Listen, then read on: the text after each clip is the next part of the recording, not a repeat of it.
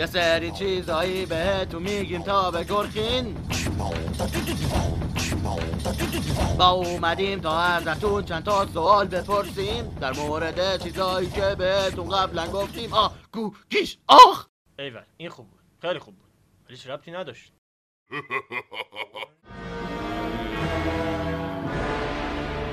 نیروهای سیاه میآیند تا از شما سوالاتی بپرسند. آقا شما هری پاتریستین؟ نه خیر. نه اصلا کتاباشو نخوندی یعنی فیلماش هم ندیدی؟ چرا؟ من خوشم نمیاد زیادی. چرا خوشت نمیاد؟ خیلی تخیلی. زیادی تخیلی. خیلی. شما چرا؟ من اصلا علاقه به این چیزا ندارم. اصلا علاقه ندارم. دست شما. حالا ما گفتیم همه هری پاتر رو خوندن ولی دیگه نه این همه. خب کو؟ اینا برو بپرس. اینا همه؟ آقا شما هری پاتریستی؟ تقریبا بودم بله. بیا. شما هری پاتریستی؟ من نه اصلا. به هیچ وجه؟ نه کتاب نه فیلم؟ نه عشق. چرا؟ حسش نبود. تقریبا. بله. بله. من نه. ولی هری پاتر رو دیدم. فیلمش قشنگ بود، بد نبود. ولی وسطش خوابم برد. کتاباشو خوندی یا فیلماشو دیدی؟ اول به واسطه کدوم هری پاتر شدی؟ فیلماشو تا 4 دیدم، کتاباشم تا 5 خوندم. دنبال یه کتاب رمان خوب میگشتم که متخصص سن جوونا باشه که بعد رفتم توی کتاب فروشی و یه کتاب پرسیدم به معرفی کردن. خیلی سال پیش بود. سواد داشتم اون موقع دیگه. 9 سالم بود. اول فیلمش رو دیدم تا 5 بعد کتاباشو خوندم. جفتشو کامل.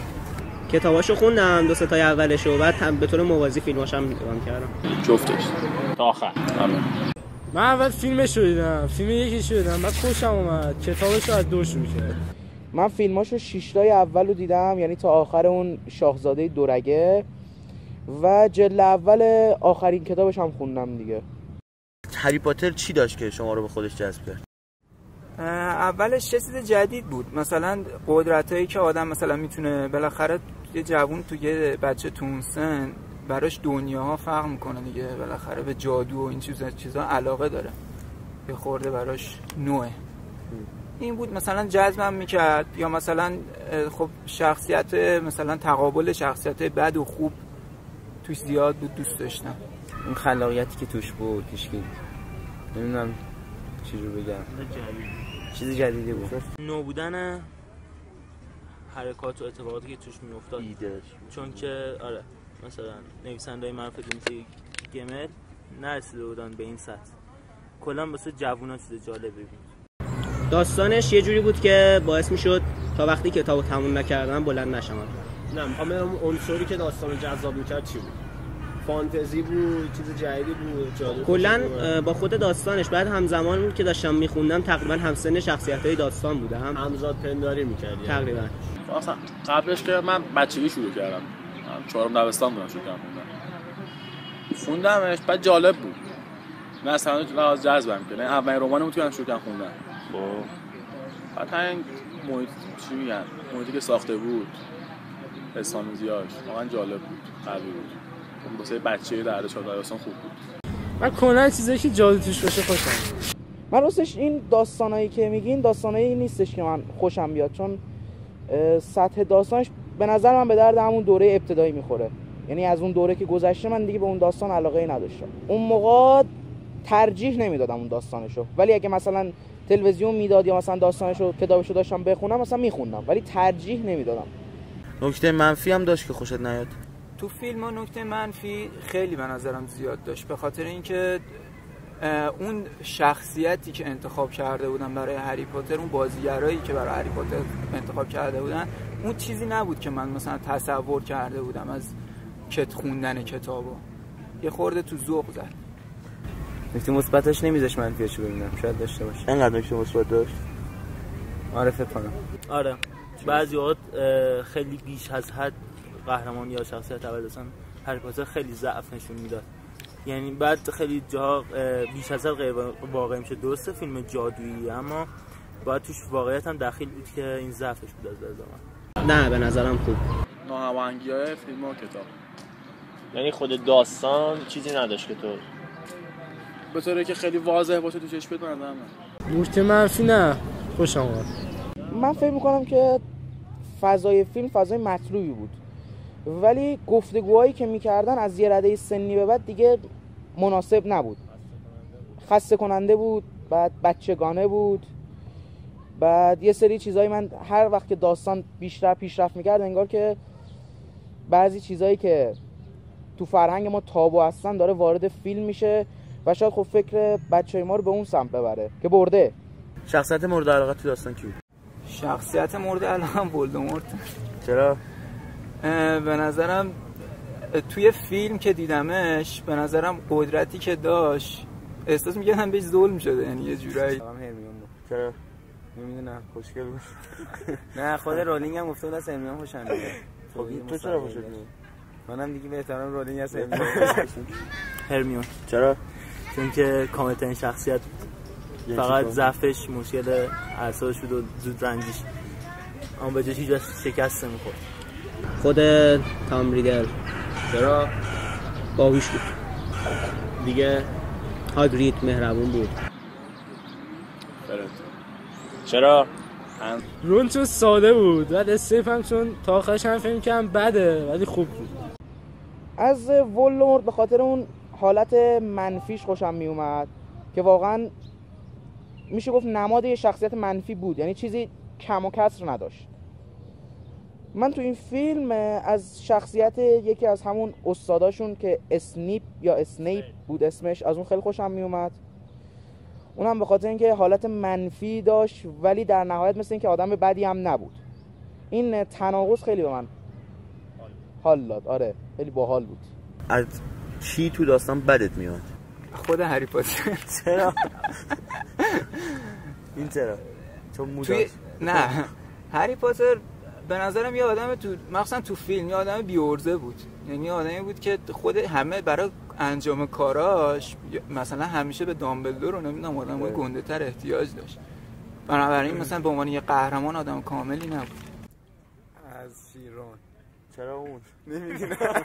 رقیب عشقی بود. نه خیلی ازش بدم میاد. از لورد ولدمورت. چرا که میتونست نیروشو در جهت مثبت استفاده کنه، اما گنزد به آمبریج. آمبریج. چرا؟ منفور بود دیگه، به خاطر اینکه شکنجه میکرد، نمیذاشتش که کلا هر کسی به هدفش برسه، کلا الکی مزاحم بود. اون چرا؟ مخ بود. بلاتریس چون مثل شکنجه‌گر بود، همه رو شکنجه میداد، اصلا یه شخصیت منفوری داشت. هری پاتر. چرا؟ خوشم نمی اومد.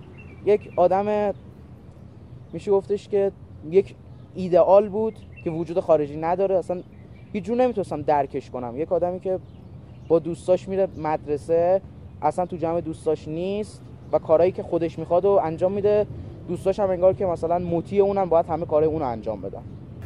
به نظر شما چیزی داستان بود که مناسب سن مخاطبش نباشه؟ نه فکر نمی‌کنم. شاید تو ایران باشه ولی فکر نکنم نه. خب سن بچه‌ها تو ایران که با سن بقیه فرق نداره. آخه جو ایران فرق داره دیگه. کلا مثلا چی تو ایران الان خیلی چیزی که کتابش سانسور شد، حالا من خودم بعداً چیش رو خوندم، حالا حتما اونا مناسب نبود سانسور شد. چون که بیش از حد جادو داشت و واقعیت رو توش حذف کرده بودن، به نظرم مشکلش و تنفر اینجا بود. نه کتاب ترجمه‌اش که چیز خاصی نداشت، خفن سانسور شده بود، ولی خب به صحنه‌ای بود دیگه. از هری پاتر 4 به بعد من چیزی متوجه نشدم، حالا صاحب نظر نیست. آره اگه سن مخاطب بذاریم بچهای دوره ابتدایی، من فکر می‌کنم از سری 4 به بعد دیگه مناسب اون سن نبود، ولی اگه بخوایم سنشو بذاریم رده نوجوانان، علیرغم تابوهایی که تو فرهنگ ما وجود داره، چیزی نبود که آدم باش آشنا نباشه. ولی کلا میگم رده سنیش خیلی بد بود، یعنی مثلا از 3 به بعد انگار که واقعا نسل عوض شده، مگه اینکه همونایی که قبلا هری پاتر می‌دیدن بعدش هم همونو ببینن. حالا من یه سری کلمه‌ها رو از شما میپرسم. اولین چیزی که با توجه به داستان ذهنت رسید: هری، بیورزه، مالفوی، بدبخت، زخم، سابه، مغز متفکر، سائقه، بچه لوس، هرمیون، وفادار، رون، شجاع، هرمیون خرخون، مهربانی. فازش مشخص نیست، اینجوری بهت بگم. رون. خیلی وفادار. بدشانس، انصافا بدشانس. دوست وفادار. تو سری خور. دامبلدور. آدم با فکر، با تفکر. مرموز همیشه. فرد بی‌نقص. راهنما. باهوش، باستانی. من یاد گاندالف تو ارواح القا میاد. با تدبیر. ولدمورت.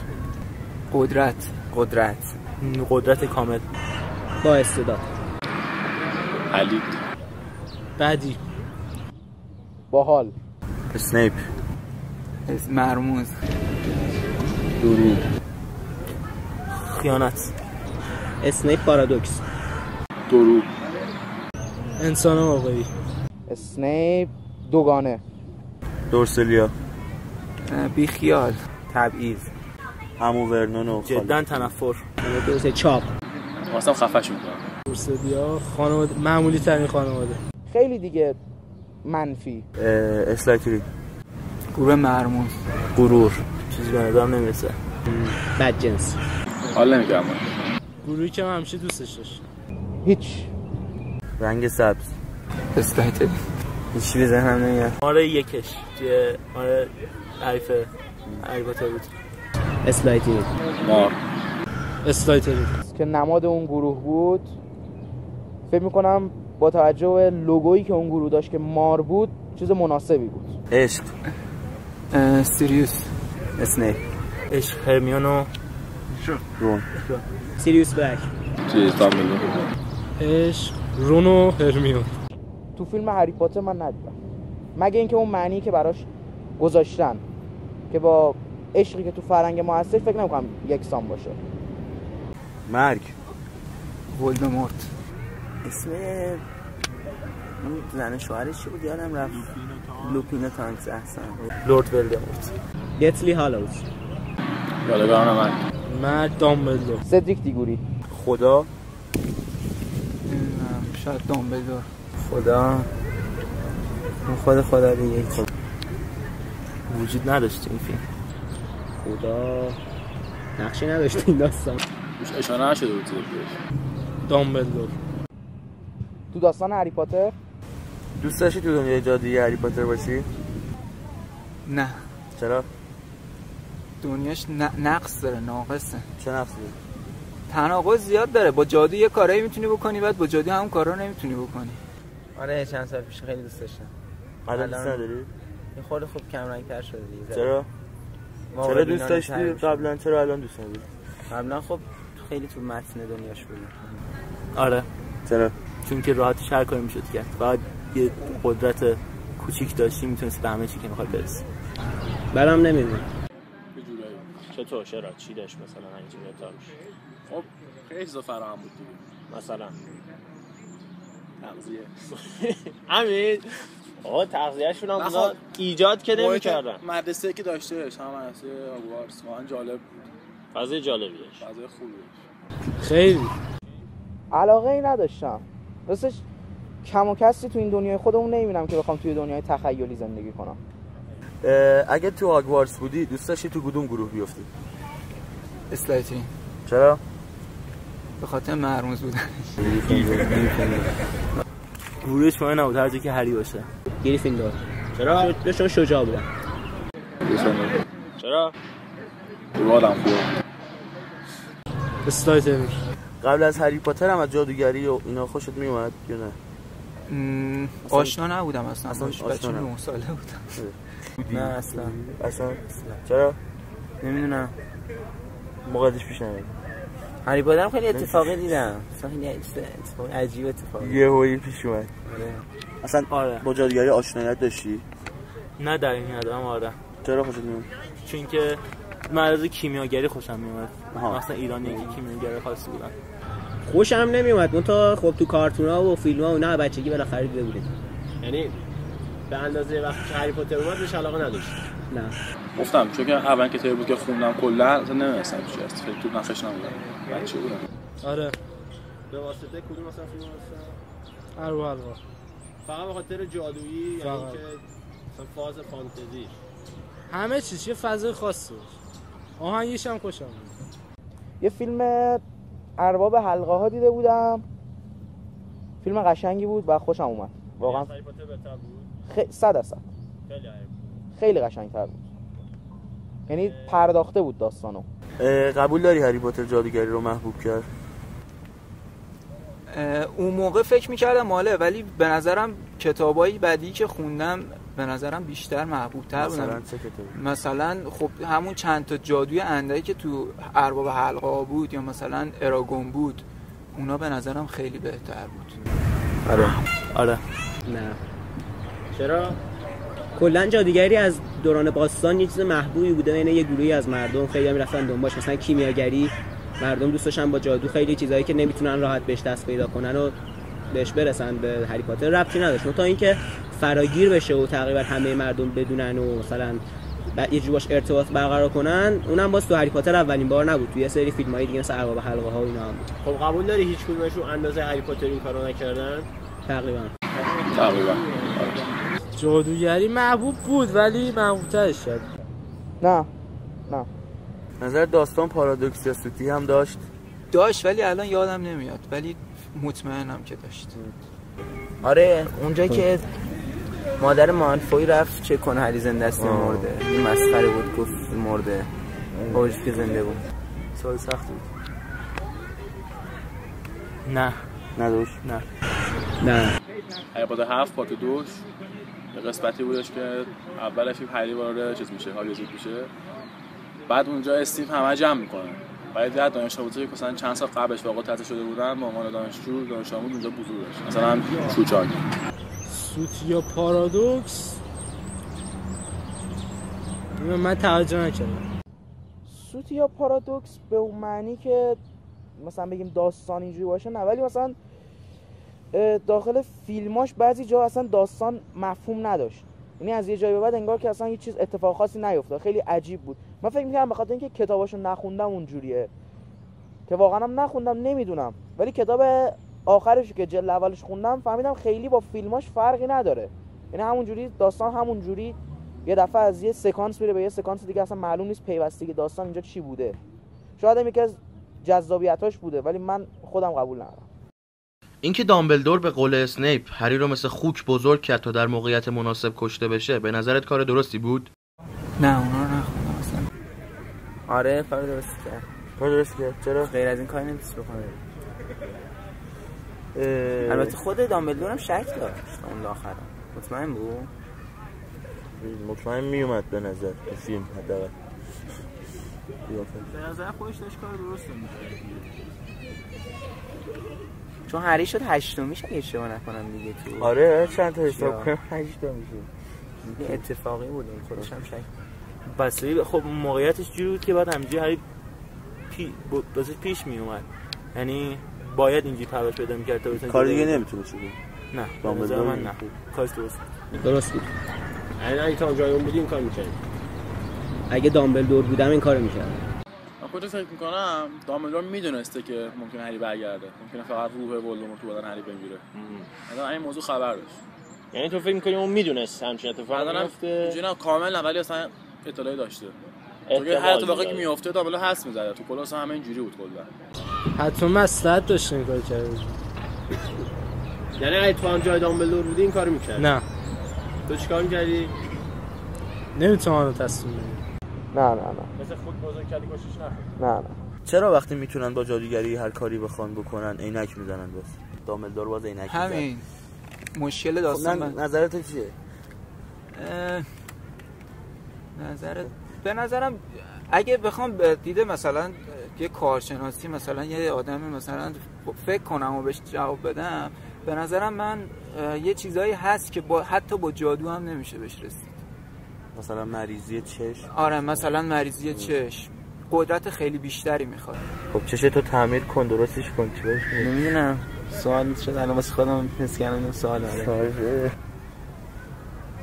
این سوال خیلی جالبیه. شاید نمیخوان نقص خودشونو بپوشونن. چرا نباید نقص خودمون بپوشونن؟ چون که دیگه زندگی معنی زندگی کردن نمیده. حتما دوست دارن اینک مثل مود مثلا خوشگل‌تره. بعد جذاب می‌کنه. شاید یکی از سوتیاش هم باشه. شاید اصلا جادو برای خودشون، برای البته اعضای بدنشون هم میتونستن درمان کنن، نمیدونم برش. من اصلا هیبتشو خواستن اون شکلی درست کنن دیگه. بعضی ویژگی‌های خاص که تو چهره هر فرد است، مثلا زخمی که بالا سرشه، این چیزی نیستش که تو داستان تاثیر نهایی داشته باشه، ولی در واقع یه جور خفن‌ترش کردن دیگه، اینجوری بگم.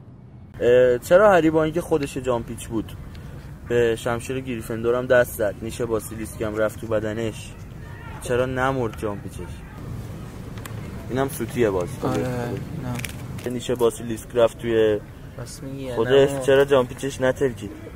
اینا چیز پارادوکس هست؟ جواب دارن اینا؟ جواب ندارن. شما نظری نداری؟ نظر شما رو خواهم. نه اینو یه دونه همین الان بهش دقت کردم، اصلا بهش دقت نکرده بودم. نمیدونم چرا به سوالتون جالب شد.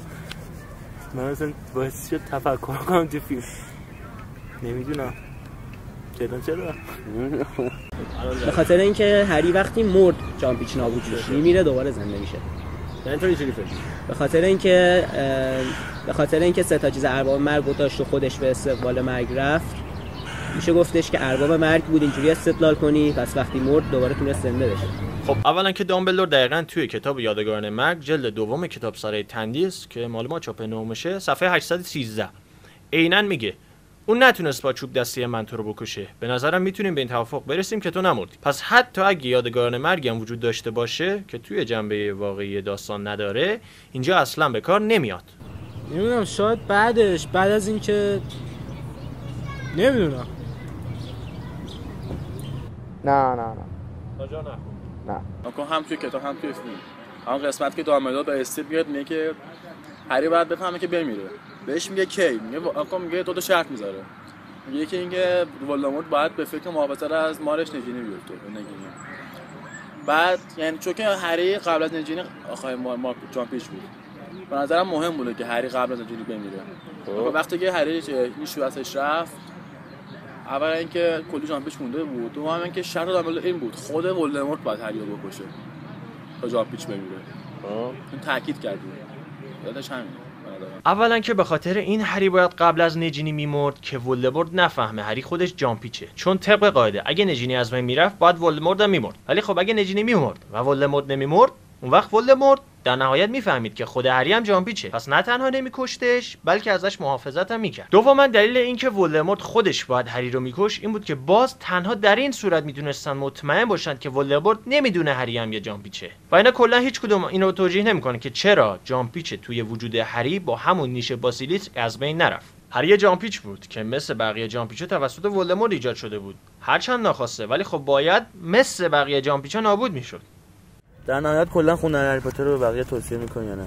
کلا توصیه نمی‌کنم به کسی اینو بخونه. وقتی راهنمایی بودم یه معلم ادبیات داشتیم که خب خیلی دکترا داشت از دانشگاه علامه طباطبایی، دکتر ادبیات داشت، خیلی نقد می‌کرد این فیلمو، حتی کتاباشو. و من من اون موقع چیز داشتم که چی بهش میگن؟ تعصب. به نظر اون موقع تعصبی نگاه می‌کردم، فکر می‌کردم الکی داره میگه، ولی الان که فکر می‌کنم واقعا به نظرم راست میگفت، چون به این کتاب بالاخره باید یه جنبه چیزی داشته باشه، یه جنبه‌ای که تو مثلا بتونی آخرش به یه چیزی برسی. مثلا باز میگم لورد آف درینگ مثلا یه جنبه امید، یعنی همیشه توی داستان بهت امید میده، نمیدونم همیشه یه پشتوانه قوی داره داستان، میدونی از یعنی سری کتابا رو که تو نگاه می‌کنی از کتاب اول شروع میکنه، اصلا یه دنیای مجزایی رو میسازه برای خودش. به نظرم اون کتاب خیلی قوی تر بود از هری پاتر. الان به نظرم هری پاتر اصلا کتاب چیزی نیست، حتی فیلماش که اصلا کتابش هم که بعد نیست، باز بهتر از فیلمش، ولی توصیه نمیکنم به کسی این کتاب بخونه. یعنی هیچ هدفی رو دنبال نمیکنه. آره به نظرم هیچ هدفی رو دنبال نمیکنه، صرفا فقط میخواست که جون خودش رو نجات بده یا مثلا انتقامش از ولدمورت بگیره. آره بسیار شاید کتاب خون کنه بچه‌ها.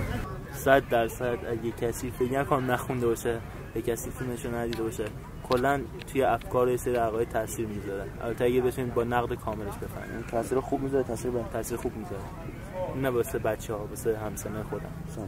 یه سری عقاید رو توی هری پاتر میخوان تحمیل کنن یا بیارن توی عقاید ایرانی داخل کنن، اما عقاید ملی هر کسی، اما یه سری نشانه ها یا یه سری چیز غیر عادی که توش خودی تاثیر نداره، خب که تضاد داره با اعتقادات ما. حالا دینو نمیام، اعتقاداتی که از قدیم بود. اما اگه خوب متوجه بشی از کسای بزرگتر از خودمون کمک بگیریم، جدا میتونیم جلوی اینا رو حداقل بگیریم. یعنی برای اینکه یه جوری قوی‌تر کنیم اعتقادات، عقاید خودمون قوی‌تر کنیم.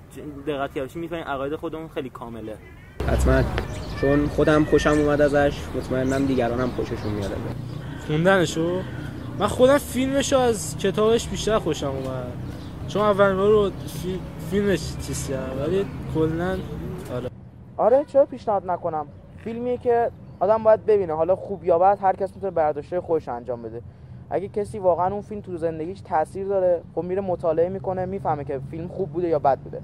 ولی اگه فیلمی بوده که خب همه نگاه کردن و بعدش هم گفتن فیلم قشنگه و یا مثلا بد بود و چرت بود و انداختن سیدیشو دور، خب تأثیری نداره. یعنی کسی که اون فیلم رو زندگیش تاثیر میذاره خودش میره مطالعه میکنه، میفهمه حالا اون فیلم خوبه یا بده. به کسی که براش اهمیت نداره فقط فیلمو دیده دیگه. خب خیلی ممنونیم از دوستانی که وقت گذاشتن مصاحبه کردن، اونایی که مصاحبه نکردن، اونایی که مصاحبه کردن پخش نکردیم، اونایی که مصاحبه کردن ولی کتابو نخونده بودن اصلا، اونایی که مصاحبه کردن ولی تصویر نداشتن، اونایی که مصاحبه کردن ولی صدا نداشتن، اونایی که می‌خواستن مصاحبه کنن ما باشون مصاحبه نکردیم، و اونایی که این فصل تا آخر دیدن و اونایی که فصل بعدم تا آخر می‌بینن. منتظر فصل دوم باشید. مطالب ترسناکی در انتظار شماست.